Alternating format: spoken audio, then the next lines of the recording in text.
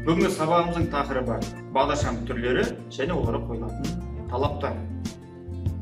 Сабағымыздың нәтижесінде сіздер бағдаршам түрлерімен танысып, қолданыс ережесін үйренесіздер. Бағдаршам түрлері мен оларға қойылатын талаптарды түсіну үшін келесі видеоға назар аударамыз. Бағдаршам жол қиылыстарында жолдың оң жақ жағалауына қойылады. Бағдаршамдарда қызыл, сары, жасыл сигналдар болады. Жол жүрісін реттеу үшін көлденең және тігінен орналасқан бағдаршамдар қолданылады. Бұндай бағдаршамдар көбінесе көп жолақты жолдарда қойылады.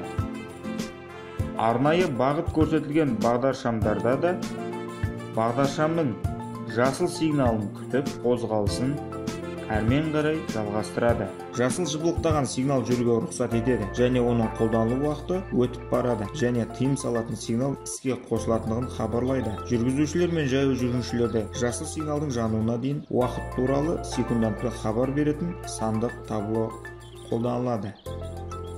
Сары сигнал жүруге тыйым салады және сигналдардың ауысқалы тұрғанын ескертеді. Сары жыпылықтаған сигнал бағдаршаммен реттелмейді. Көше қиылысының немесе жаяу өтпесінің бар екенін хабарлайды. Бұндай жағдайда 2-4 жол беру белгісін көріп, яғни басты жолға жол беру арқылы қозғалысымызды әрмен қарай жалғастырамыз.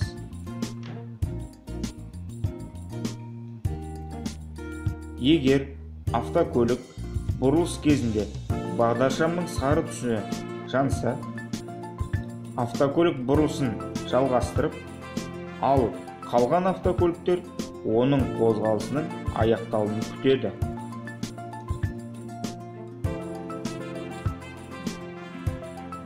Бағдаршамның қызыл түсі жанғанда автокөлік қозғалысына тыйым салады. Яғни жүргізуші стоп жолағына немесе стоп жазуы бар табличкасына тоқтауы міндетті. Егер болмаған жағдайда қиылыстың қауіпті аймағына жетпей тоқтау керек. Тоқтаған кезде жаяу жүргіншілерге кедергі жасамау қажет. Келесі кезекте бағдаршамның қосымша секциясы болған жағдайды қарастырайық. Қосымша секция бағдаршамның оң жағында, сол жағында және екі жағында да болады. Осы жағдайда қарайтын болсақ, бағдаршамның қосымша секциясы жанып тұр. Бірақ негізгі бағдаршамда қызыл түс және қиюшы жолдағы негізгі бағдаршамда жасыл түс жануына байланысты біз жасыл түсте келе жатқан автокөлікті өткізіп, қиылысты екінші болып қозғаламыз.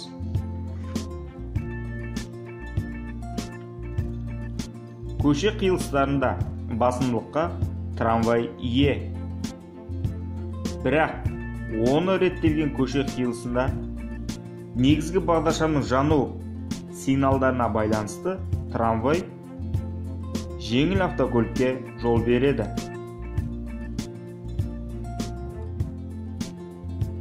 Жүргізушілер көше қиылысына жақындамас бұрын алдын ала өзінің алдағы қозғалысын жоспарлап алу міндетті. Бағдаршамдар түнгі уақытта дұрыс көрінбеуі мүмкін. Сондықтан бағдаршамға кеңінен тоқталып өтейін.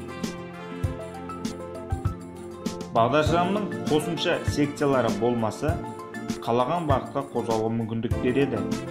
Егер қосымша секциясы сол жақтан болса, солға немесе кері бұрылуға, ал қосымша секциясы оң жақта болса, оңға бұрылуға мүмкіндік береді.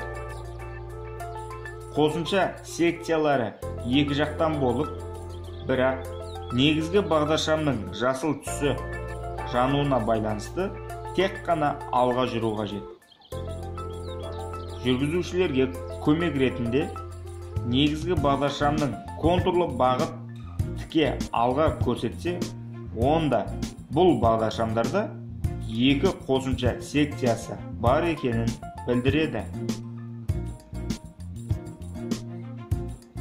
Келесі бағдаршамның түрі трамвайға және арнайы жолы бар жолаушы тасымалдайтын көлік құралдарына арналған бағдаршам. Бұндай бағдаршамның жоғары көлденең үш түсі жанып тұрса, жүруге тыйым салынады. Ал астыңғы ақ түсі жанса, жүруге рұқсат береді және жоғарғы жекелей жанған түсімен біріге отырып, жүруге рұқсат беретін бағытты көрсетеді. Егер барлығы жанса, барлық жаққа жүруге рұқсат береді. Енді осы бағдаршамды қолданыста көрейік. Трамвайдың бағдаршамында тіке жүруге рұқсат беріп тұр, бірақ ол оңға бұрылуға қажет. Сондықтан ол бағдаршамның оңға бұрылуға рұқсат беретін сигналын берді. Ал жеңіл автокөлікке негізгі бағдаршам жүруге рұқсат беруіне байланысты бірінші қозғалады, ал трамвай екінші қозғалады. Келесі жағдайда трамвай қозғалысы тіке, бірақ бағдаршам сигналы жүруге тыйым салып тұр. Сондықтан трамвай қиылысқа жетпей тоқтап, жеңіл автокөлікті өткізіп, рұқсат беру сигналын күтіп, қозғалысын әрмен қарай жалғастырады.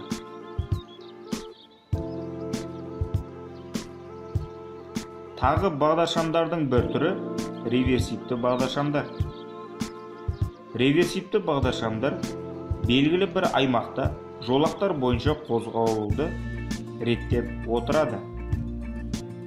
Яғни, жасыл түсте төмен бағыт көрсетілсе, сол жолақпен қозғалуға рұқсат береді. Ал егер жүріп келе жатқан жолақта сары түсте оңға бағыт көрсетсе, яғни бағытты оңға ауыстыру қажет етеді, яғни міндетті. Ал жолақта қызыл түсі жанса, ол жолақпен қозғалуға тыйым салынады. Жолақ ауыстыруды қажет етеді. Егер бірде-бір түсі жанбаса, реверсивті жолақтар мен қозғалуға тыйым салынады. Теміржол өтпесіндегі бағдаршамдарға тоқталатын болса, поезд келе жатса, алма-кезек жанатын қызыл түсті бағдаршамды байқаймыз.